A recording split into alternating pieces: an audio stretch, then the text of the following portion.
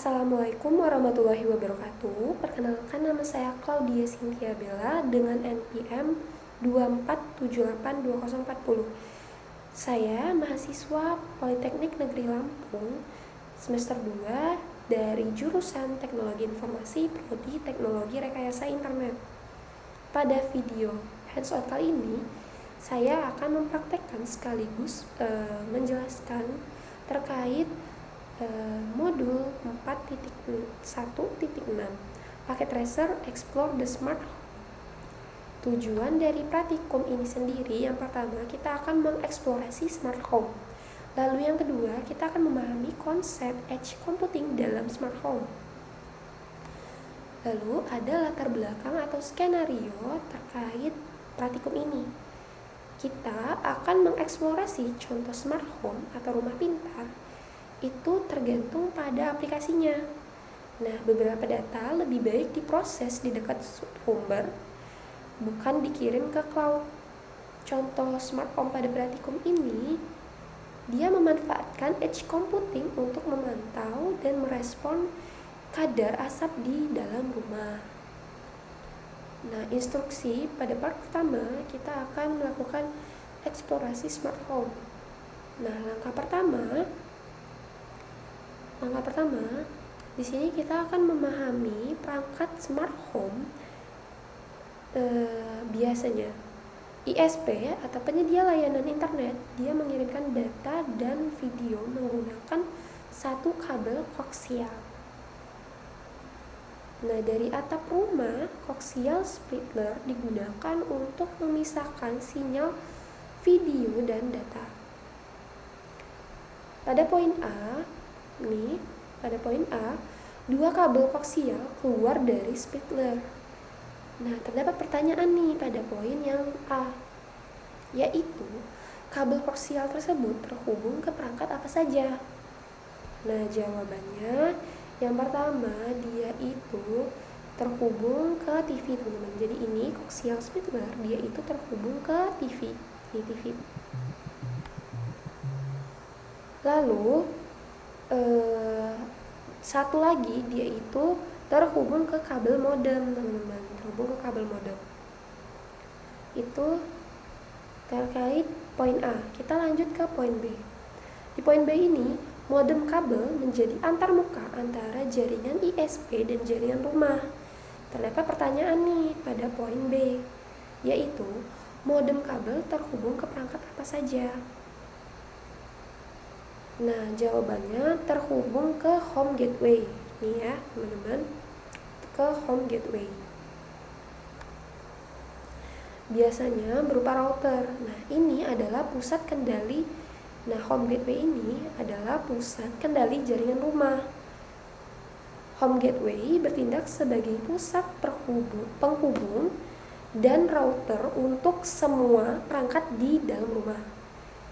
Dia memiliki antarmuka berbasis web agar pengguna bisa memantau dan mengendalikan perangkat pintar.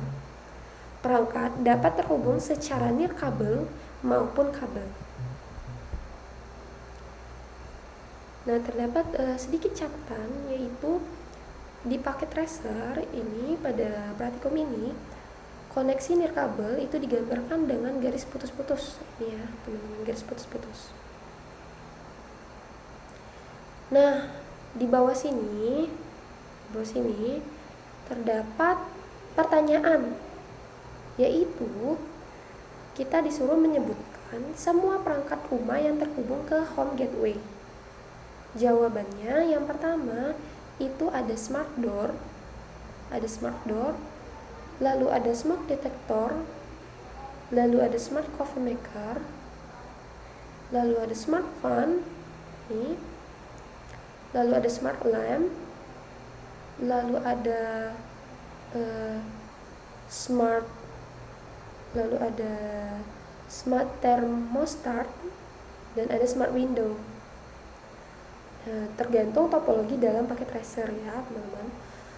Kita langsung lanjut ke langkah kedua, yaitu berinteraksi dengan smart home.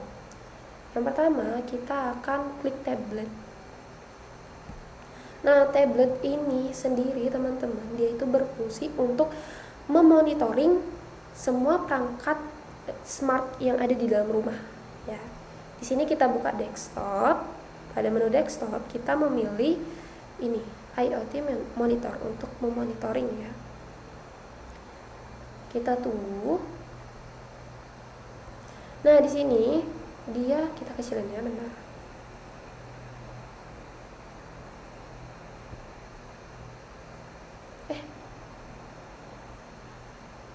Bisa nggak ininya di sebelah?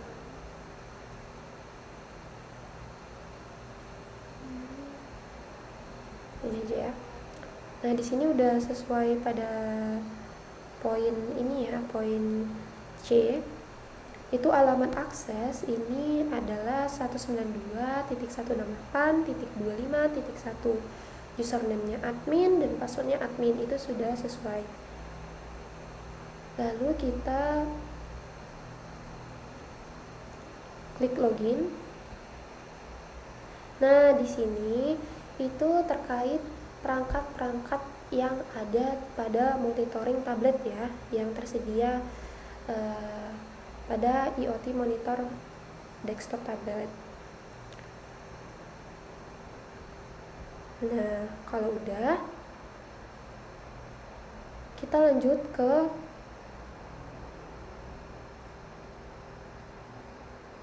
di sini. Kita balik lagi ya ke tempat tadi. Ini kita kiniin aja karena dia kadang nge-lag lama bukanya. Di sini kita sudah poin C, kita udah login.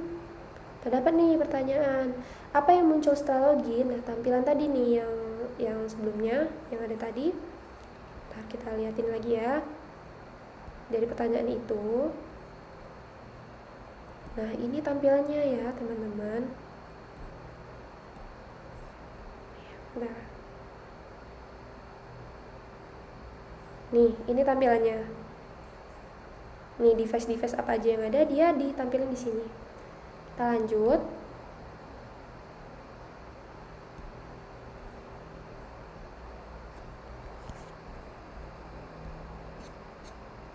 Kita lanjut.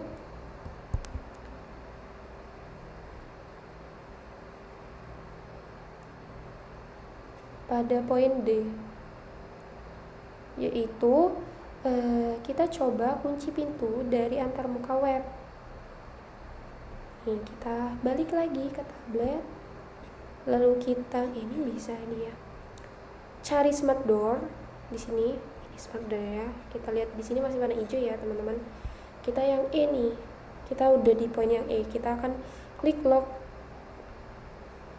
Kita cari smart door. Nih ada bacaan lock. Kita klik lock. Tik. Nah, dia akan mengunci. Dia akan berwarna merah kembali. Lalu di sini terdapat pertanyaan nih. Nih pada poin E dia terdapat pertanyaan. Apakah pintu berhasil dikunci? Jawabannya, pintu sudah berhasil terkunci, teman-teman. Kita bisa lihat dari warnanya, dia udah warna merah, berarti udah terkunci. Nah, kita pada poin F, kita lanjut nih poin F. Kita unlock lagi untuk membuka ya. Untuk membuka pintu lagi, kita klik unlock. Nah, dia berubah lagi nih warnanya jadi warna hijau, teman-teman. Nah, kita klik smoke ini ya pada poin G. Nah, di sini kita lanjut pada poin G, yaitu kita klik smoke detector, kita lihat bagian detailnya.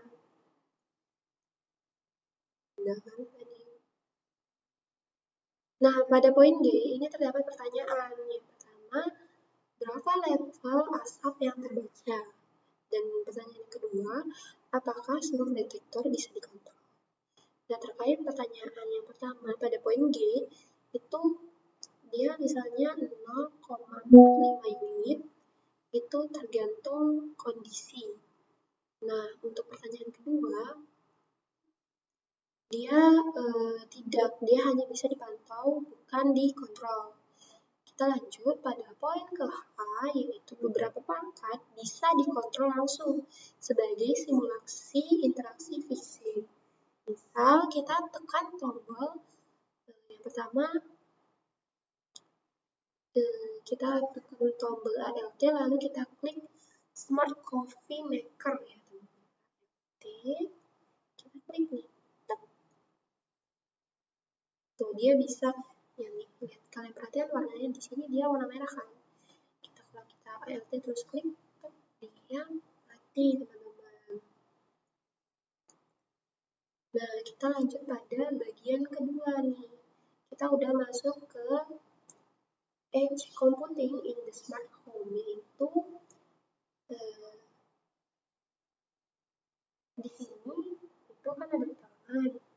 Nah, itu MCU atau Microcontroller Unit, dia berfungsi memantau level asap atau CO atau karbon monoksida dari sensor. Jadi jika kadar CO itu lebih dari 10,3 unit nih, nah MCU dia akan otomatis membuka jendela, dia akan otomatis membuka pintu depan, dia akan otomatis membuka pintu garasi, lalu dia akan menyalakan kipas dengan kecepatan tinggi. Namun jika karbon monoksida tadi dia kurang dari 1 unit, maka MCU ini akan menutup jendela dan pintu, lalu dia akan mematikan kipas. Kita langsung lanjut ke step pertama ya, atau langkah pertama, kita akan menyalakan mobil klasik. Kita coba menyalakan mobil klasik. Di sini poin A, kita akan klik tablet. Kita akan klik tablet di kamar tidur. Lalu kita masuk ke desktop, ini menu tampilan desktop. Lalu kita ke web browser.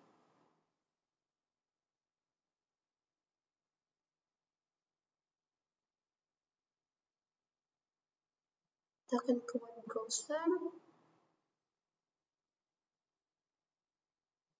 Kita akan mengakses alamat 192.168.25.1.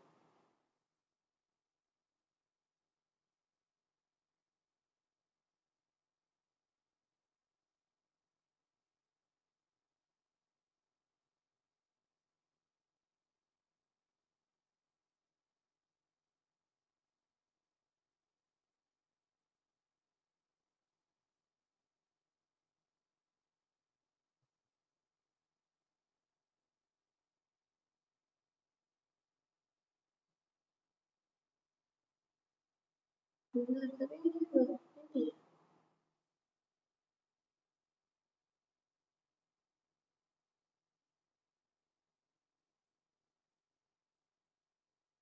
Udah benar web browser.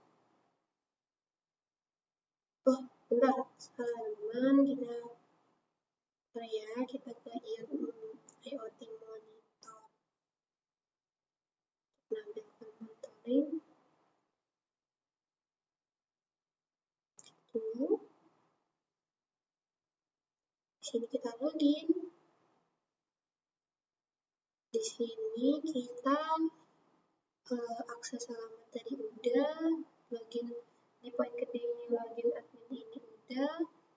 Lalu kita cari smoke detector. Di sini kita lihat nih. Nah, di sini kita akan buka menu smoke detector dan kita pantau nih levelnya masih 0 ya, teman-teman. Lalu kita coba nih pada poin F. Kita akan start ya. Kita coba nyalakan mobilnya dengan tekan ALT, lalu kita klik mobilnya, pastikan. Di sini akan ada asap ya, asap. Dia akan muncul asap, lalu pintu garasi, smart door itu akan terbuka. Jendela juga akan terbuka, lalu Untuk kipas, dia akan menyalakan kipas dengan kecepatan yang tinggi. Terdapat pertanyaan pada poin A. Apa yang terjadi dengan kualitas udara saat mobil menyala? Nah, jawabannya, dia ini level CO akan naik terjang, teman-teman. Nah, lalu apa yang terjadi setelah NCU membuka pintu atau jendela dan menyalakan kipas? Nah, jawabannya kualitas udara akan membaik dan CO mulai menurun. Nih, ya kita lihat smoke detektornya tadi ya, teman-teman. Nih, dia pada level segini. Tadi kan sebelumnya 0, belum ada asap. Nah, kita akan mematikan mobil ini segini ya, teman-teman. Kita lihat, jika kita matikan mobil klasik karnya, kita tekan. Di sini dia akan otomatis menutup pintu, lalu dia otomatis mati kipas, dan jendela tadi yang terbuka jadinya tertutup. Nah, terdapat pertanyaan nih pada poin G. Apa yang terjadi setelah mobil dimatikan? Jawabannya, CO menurun, lalu udara membaik. Kita lihat ya di sini. Tuh, dia jadi 0. Tadi kan tinggi ya. Sekarang udah 0. Lalu, apa yang terjadi pada pintu, jendela, dan kipas? Jawabannya, semuanya setelah dimatikan asapnya tadi, mobilnya dimatikan, asapnya udah nggak ada lagi, dia semuanya ditutup atau dimatikan dan kembali oleh NCU. Nah, refleksi pada praktikum kita kali ini menunjukkan bahwa pemilihan antar cloud processing dan edge processing itu tergantung pada kebutuhan. Dalam contoh ini, edge computing lebih baik karena waktu respon lebih cepat. Dia tidak tergantung koneksi internet. Lalu yang ketiga, dia menghindari bahaya keterlambatan. Yang keempat, dia privasi dan keadilan lokal. Lalu yang kelima, jika menggunakan cloud. Yang keenam, butuh waktu kirim data. Yang ketujuh, resiko jika internet mati. Lalu yang terakhir, respon lambat bisa membahayakan penghuni rumah. Baik, saya rasa cukup itu yang dapat saya sampaikan dan saya tampilkan. Jika ada kesalahan, saya mohon maaf. Jika ada kurang juga saya mohon maaf. Saya akhiri